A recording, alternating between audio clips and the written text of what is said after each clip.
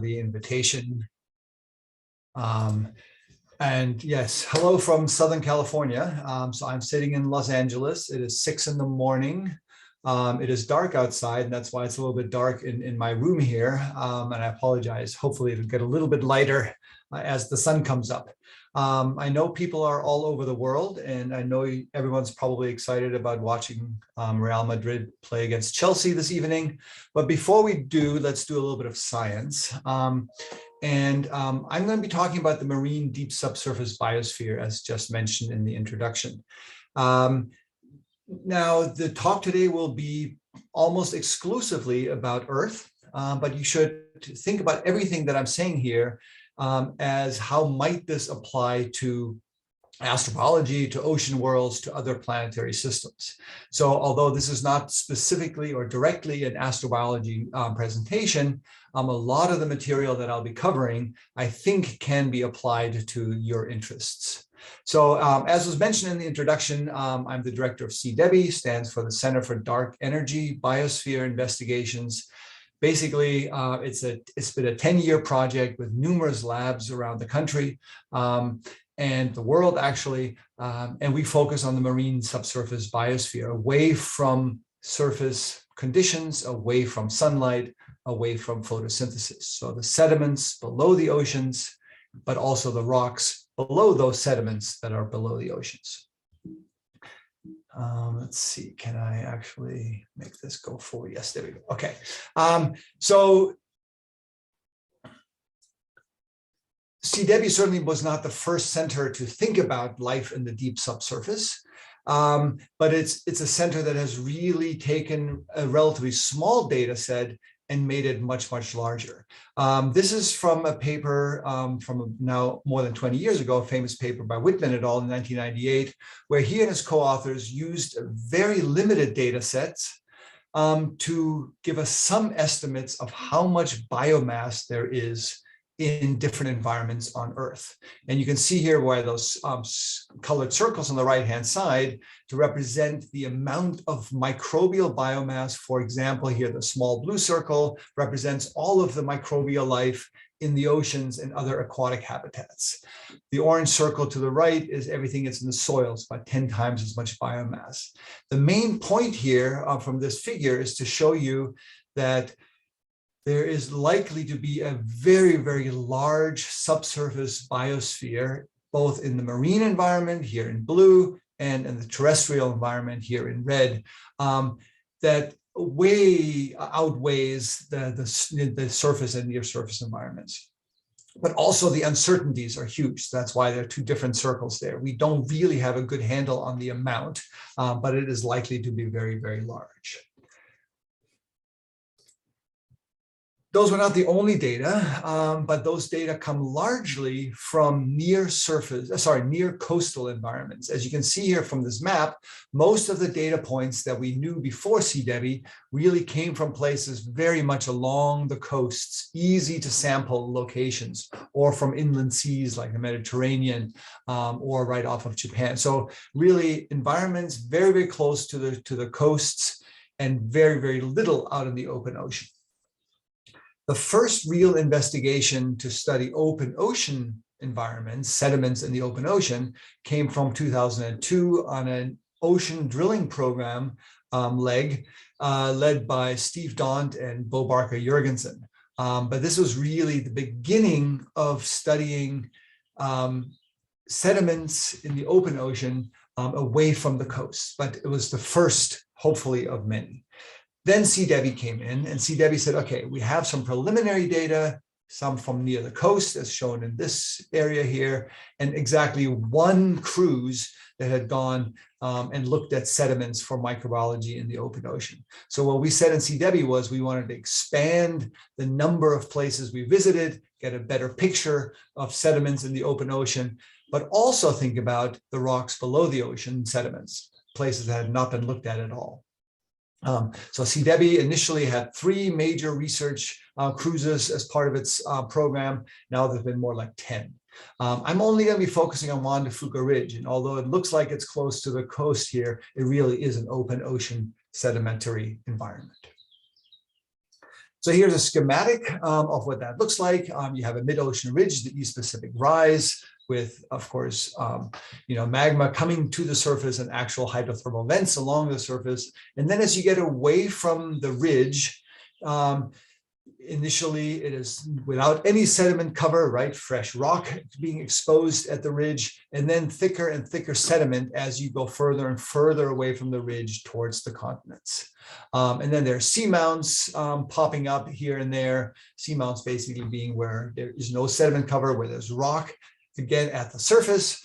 And some of those seamounts actually are where water is coming out, and other places are seamounts where water is actually going into the subsurface. So you can imagine already a cycling of water in and out of the subsurface through these seamounts. And I'll be talking a little bit more about that in a minute. Top right here is Andy Fisher, one of the members of C-DEBI, and he was the lead scientist on the Juan de Fuca expedition. Right, so here's another schematic of the Juan de Fuca ridge system, but really you can think of this as a schematic of any of the hydrothermal systems. The point being that you have rocky outcrops, as you see here and here. The overlying white part here, I hope you can see my cursor, is the ocean. The stippled area here represents sediments, and this green stuff here represents rock. So you have water sediment interactions, you have water rock interactions, and you have sediment rock interactions. And this all represents part of the deep ocean sediment and rock ecosystem. As I mentioned before, some of the seamounts are actually places where water infiltrates. So they basically have negative pressure, so water is getting sucked into the system. Seawater, cold oxidized seawater getting sucked into the system, reacting with rock, warming up, moving through the system, and in some places being expelled much hotter and with a very different chemistry than the initial seawater that went in. So seawater goes in and hydrothermal fluid comes out. And the difference, of course, is that there are reactions in the subsurface with the rock. But it's not just rock and water interactions. There's microbial life in these sediments. There's microbial life in these rocks that are part of that transition or that change of the chemistry of the fluids. They affect the change of the fluid.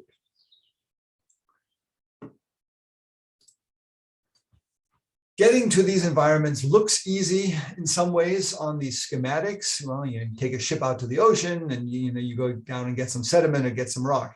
It is extremely difficult to get quality samples.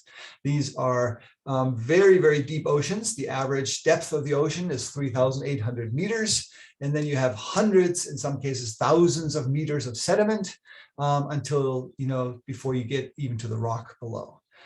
So that's why ocean drilling became a really big part of the investigations of the subsurface.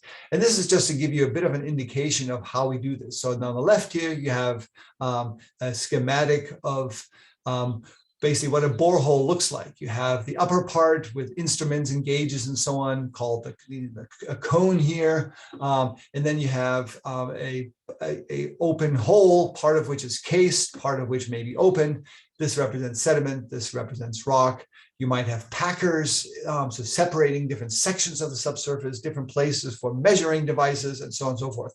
Very, very complicated and expensive operations. On the right, you actually have a picture of what this upper part of the whole drill system looks like. And here's a microbiologist for scale, just to give you a sense of how large these things are.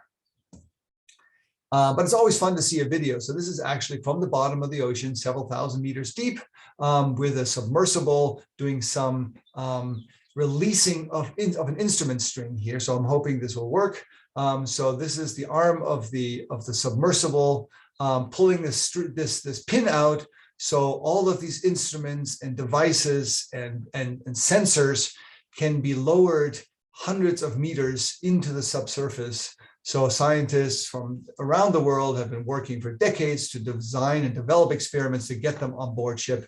And then we plug up the system, hammer it into place, and now it's a sealed hole, and lots of things are being measured, experiments are taking place in the subsurface in a closed environment, and then a year or 2 or 5 years later, we come back and pull up the string, pull up the samples, pull up the data. Okay, so I thought I would just share a few of the results from the Juan de Fuca system. In some cases, it's hydrological, in some cases, it's microbiological. And one of the things to notice here is that I'm describing a lot of firsts. The first time we've done this, the first time we've done that. So really, these are investigations that I'm about to share with you that have been published now, but really it's the first time many of these things were done. So one thing that was done at the Juan de Fuca system, because we actually have numerous holes. I showed you just one hole with the cone on top. There are a number of holes in that system, and one of the big questions was, what is the fluid transport in the subsurface? How does water move through the system? At what rates? Where does it go in? Where does it come out? So really a regional hydrologic flow experiment. So the idea was, well, let's put some tracers into one of the holes, pump a bunch of stuff in, and then wait for that tracer to appear at other holes. Same year, a year later, several years later. So a number of tracers were injected. The one that worked the best was sulfur hexafluoride. So this something we can measure at very, very low levels. And it is absolutely artificial. So we know it's not a natural thing that we're measuring. So a bunch of SF6 was injected into one hole, and then samples were taken at all these other holes to see where the tracer went. And that allowed us then to form some real results on fluid flow in the basement, in the rock below the sediment. So this is basically what happened. This is before 2010. There were several holes. We didn't really know how the fluid flow went in the subsurface. Then in 2010, tracers were injected into one of the holes, and we basically waited. In 2011, we started measuring the appearance of sulfur hexafluoride in various holes. And then in 2013, again, investigations of the tracer. So based on this 3-year study, we were then able to make some pretty clear interpretations of fluid flow in the subsurface. Tracer transport rate at about 2 meters per day. We did not know this until then. And an effective crustal porosity, so crust meaning, again, the rocks below the sediments, of less than 1%. So really most of the fluid flow is happening in small pathways through the rock system. Again, this is the first time a regional hydrologic experiment had been done in the ocean floor. We wanted to know how different are the microorganisms in the rocks below the sediments here at Juan de Fuca compared to the sediment and compared to the overlying seawater. So without getting into the details here, I know some of you are microbiologically inclined, others less so. Really what you're looking at here is these 3 colors, purple, orange, and green, represent the rocky subsurface. Blue represents seawater, and yellow represents sediment. And the main takeaway here for bacteria, which is one type of microorganism, and archaea, which is a different group of microorganisms, is that the sediment and seawater communities in blue and in yellow are different, quite different from those in the rocks below. You can really see that the colors, although there's a bit of overlap, are generally separated. For example, here on the right-hand side, you can see that most of the seawater communities plot together and over here. Most of the sediment communities plot over here. And then the subsurface rocky communities plot largely in this area. Yes, there's a bit of overlap. Maybe some marine organisms got into the subsurface. Maybe some marine organisms got into the sediment. But really, there is a pretty clear separation of seawater organisms, sediment organisms, and rocky organisms. So we don't yet know what they are or what they're doing, but we know that they're different from the overlying sediment and from the overlying ocean. So it's not just that the ocean community is being buried into the sediment and then showing up in the rocks as well. They really are different communities. Okay, we've talked a little bit about hydrology and chemistry. We've talked a little bit about microbiology. What about viruses? So there are people that study viromes, so the complete set of viruses in an environment. This is extremely difficult work because viruses are really, really small. So we have to get a very, very large amount of sample, tens, if not hundreds of liters of water from the subsurface. And you saw how difficult it is to get to the subsurface. You can imagine how difficult it is for one scientist to say, oh, please give me 100 liters of fluid so I can study viruses. But we did do one of those investigations at Juan de Fuca. And the main point here is, you just see some weird pictures here, of course, is that the virologists who've looked at these pictures and have looked at the data can sense or can tell you that the viruses in the rocks are very different from those in the overlying sediments or from the overlying ocean. It's a different viral community. So it's a different microbial community. It's also a different viral community.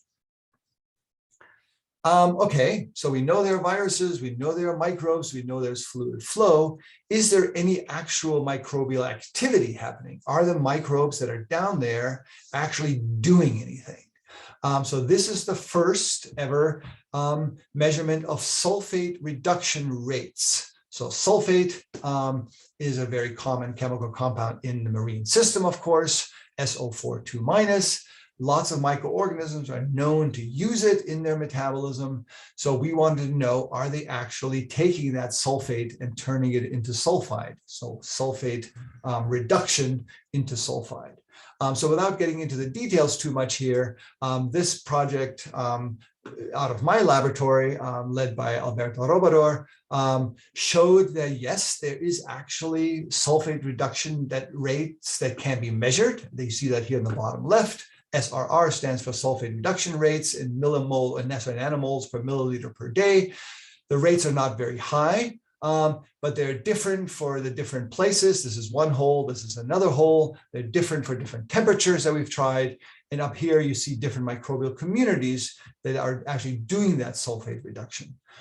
So again, it's the first time we've actually determined that sulfate reduction, an actual microbial process, is actively taking place in the subsurface, in the rocks below.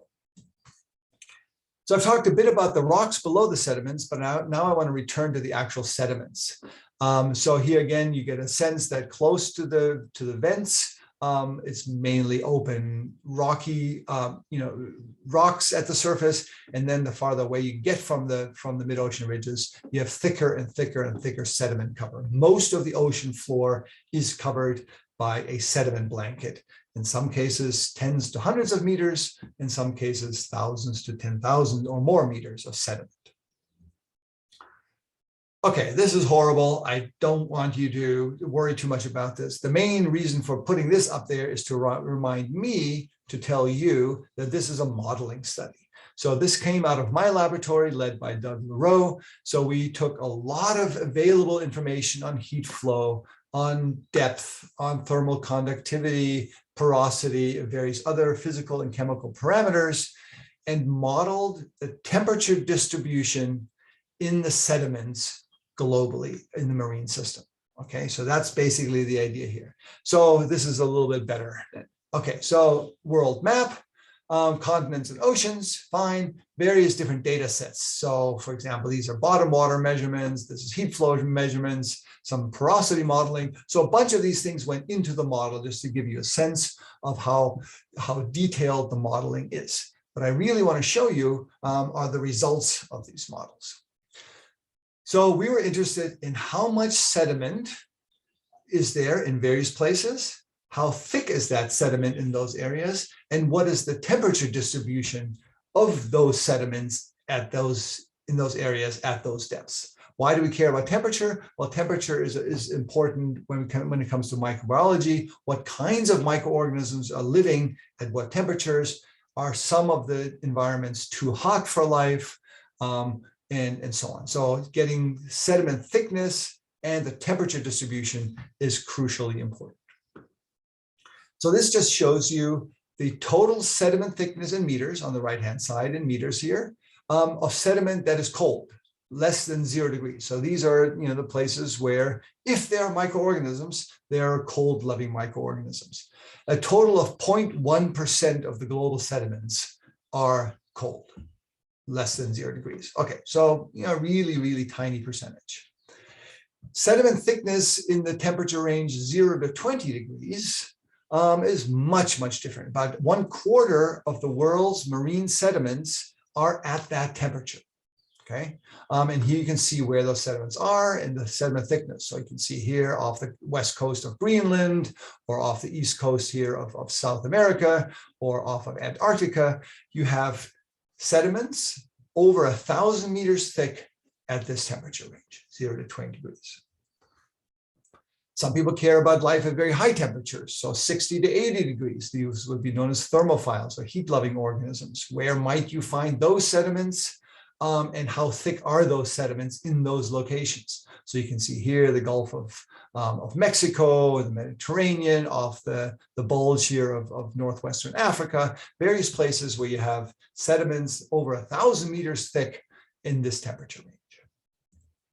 So then putting it all together, you see here that about 3/4 of the global marine sediments are at temperatures of 80 degrees or less.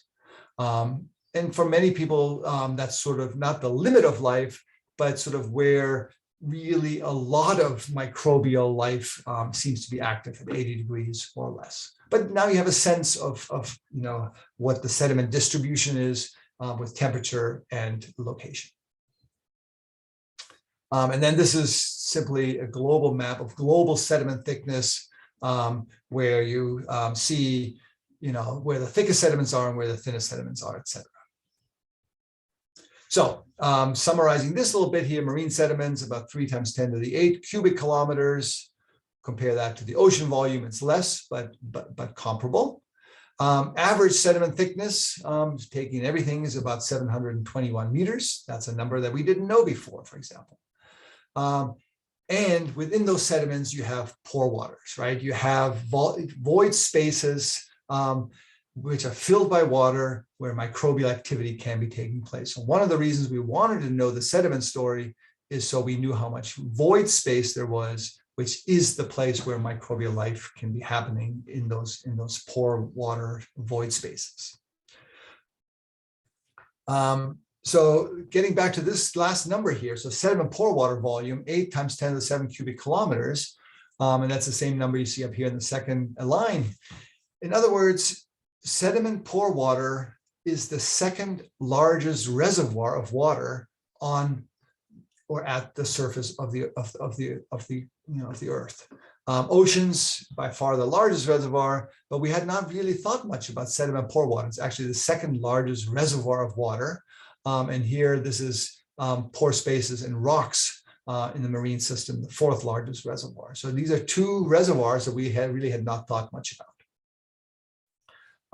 I'm going to skip a couple of slides here, because I want to get to a few other things before I run out of time, and I see it's about 6:30 in the morning here. So maybe another 5 or 10 minutes. So we care in my lab a lot about reaction energetics. We want to know how much energy might be available in an environment, be it marine sediments, be it the rocks below the sediments, be it some planetary system. We want to know what are the potential metabolisms for life. For those of you who do some chemistry and some microbiology, you might understand electron transfer or redox reactions, right? All of life gets its energy, you and me included, by catalyzing reactions, specifically electron transfer reactions or redox reactions, oxidation reduction reactions that are out of equilibrium. And then, we get the energy by catalyzing those reactions towards equilibrium. So we, in my lab, often calculate how much potential energy is there in the system, and might the organisms take advantage of that.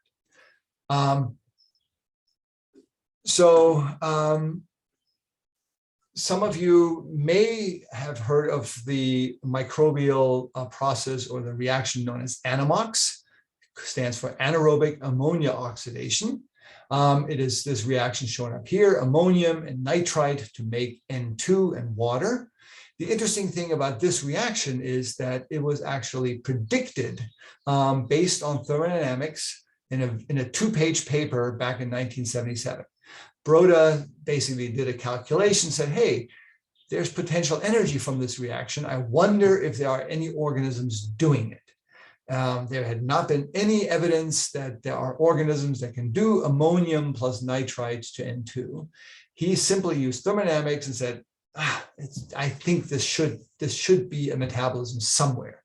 It took about 20 years for scientists to then find anamox organisms, and now we see it pretty much everywhere. So it was really one of those things where until we started looking for it, we didn't find it. So once it was predicted, people started looking for it, and then people were finding it. Not that different from AOM. Many of you probably have heard of AOM, which stands for the anaerobic oxidation of methane. You can see it here in this reaction, methane plus sulfate to produce sulfide and CO2. So there are now many environments where we know AOM, anaerobic oxidation of methane, is happening in the marine system especially, but it was again predicted based in part on thermodynamics in 1976, so just a year before anamox was predicted. A couple of scientists from California were looking at marine sediments and noticed some weird data with methane and sulfate and thought, something strange is happening here. Maybe there are organisms using methane and sulfate. So they again wrote a reaction, calculated some thermodynamics, and said, there's energy to be had from this. I wonder if there are organisms doing it. And then, of course, now we see AOM, anaerobic oxidation of methane, in many, many environments. So these are 2 examples of using thermodynamics to predict a microbial metabolism. So then I had a similar idea. This goes back to my postdoc that I did actually in Sicily at the University of Palermo. And then I did some field studies in the Aeolian Islands, volcanic islands north of Sicily. And I basically used this idea of anamox, ammonium and nitrite, or a reduced compound and an oxidized compound from the same element to come together. So I thought maybe this is possible with sulfur as well. So what if you take sulfide plus sulfate, and the organism eats both of those, and the product is something in between, like elemental sulfur. So my student Heidi and I and a few other colleagues then wrote a paper that we published in 2020, basically predicting another metabolism. Sulfide plus sulfate going to elemental sulfur. Here it is as a function of pH on the y-axis, function of temperature on the x-axis. And you can imagine that if you have quite a bit of sulfide, quite a bit of sulfate, and low pH, so acidic environments, that this might be energy yielding. So delta G is a way to measure how much energy there is. Large negative numbers means a large amount of potential energy. The point of this plot is that down here at low temperature and very acid conditions, so acid like pH of 1, 2, 3 or so on, there's a very large amount of energy for organisms if they can do this reaction. So that's the prediction, that there might be environments that are high sulfide, high sulfate, low pH, where microbial life could be doing this process, perhaps on other planets as well. So really briefly, we did not investigate this in a marine environment, but in a cave system in Italy. The data are still too fresh for publication. But my student, who you actually see here, bottom right, this is Heidi there. On the top right here, this is Jen McElhatty. She's a professor at Penn State. She's been working in this Frasassi cave system for a very long time. And this is a place where we think sulfur comproportionation, the reaction I just showed you, might be happening. Just to give you a sense of the pH there, this is the pH paper. The waters have pHs near 0. You smell the sulfide, and you have gypsum, calcium sulfate minerals precipitating on the cave walls. So it's a perfect environment for this potentially new metabolism. And now we're looking for it in various other places around the world. The last couple of minutes, I wanted to actually leave Earth and go to Saturn. So I have one student, Maya Yanes, here bottom right. You see her picture there during COVID with a mask on while her hands are stuck in an anaerobic chamber. It's a project also with Morgan Cable. She's a scientist at NASA Jet Propulsion Laboratory, and my colleague Doug Leroux at USC. And we're looking, we're studying the habitability of Saturn's moon Titan. Specifically thinking about microbial potential for using some organic compounds that are known to be present in the atmosphere, specifically ethylene, C2H2. So this is a weird compound, but there are organisms on Earth known to use acetylene, sorry, not ethylene, acetylene as the carbon source, as an energy source. So we are, or Maya's thesis project is to think about the possibility of life on Titan using acetylene. Really briefly, this is a complicated slide here. This is what NASA does when they have too much time on their hands. They make very complicated slides. But you get the idea that you have an atmosphere on Titan that we have some understanding of, including the presence of acetylene. You have a surface environment. We are sure that there is a subsurface ocean on Titan. Part of it is ice. Likely below the ice is a water ocean. And it's a dynamic planetary body. There's likely to be interactions between the atmosphere and the surface, but also possibilities for getting stuff from the surface into the subsurface, through the ice, perhaps into the ocean. So it's a complicated geologic body, but you have water, you have physical processes that are distributing things from the atmosphere to the surface into the subsurface. And we know there's a lot of acetylene in the atmosphere, and therefore likely to be acetylene in these aqueous environments below as well. So this is one possible metabolism, using acetylene as a carbon and energy source, fermenting it or disproportionating it to get energy. Dragonfly is a mission that will be going to Titan. Actually, Morgan Cable, the person I just mentioned, she's one of the co-investigators of the Dragonfly mission. It is a New Frontiers class mission. If this means something to you, it's going to be an octocopter, so having 8 propellers, launched in 2027. It'll take about 10 years to get there. So you have to have a lot of patience if you want to be an astrobiologist. Maya is only in her 20s, so she will still be an active scientist by the time it lands. And I will be retired and sitting on a beach somewhere by the time this happens. But the idea of this project is to characterize the habitability of Titan, and we specifically are thinking about microbial life using acetylene. So these are 3 of the ideas that Maya is pursuing: identify plausible locations for acetylenotrophy, so using acetylene for microbial processes, figuring out the bioenergetics in different environments, and then actually growing in the laboratory Earth organisms that are known to use acetylene, but under Titan-like conditions. That's the goal. She's done some very, very preliminary thermodynamic calculations, and these are really boring looking plots, I know that, but the main point is that yellow here shows you that there's a large amount of energy from this reaction at a range of temperatures, at a range of pHs that are likely to exist on Titan. Methanogenesis, which is another important microbial process, and lots of people in the astrobiology community think about methanogenesis. This is really just a comparison. Yes, methanogenesis is also energy yielding, but a lot less so on Titan-like conditions. So acetylenotrophy using acetylene might well be a good target for microbial life, should it exist on Titan. So that's my last slide. And with that, I am hopefully more or less within time, and I'm happy to take some questions. Thank you for your attention.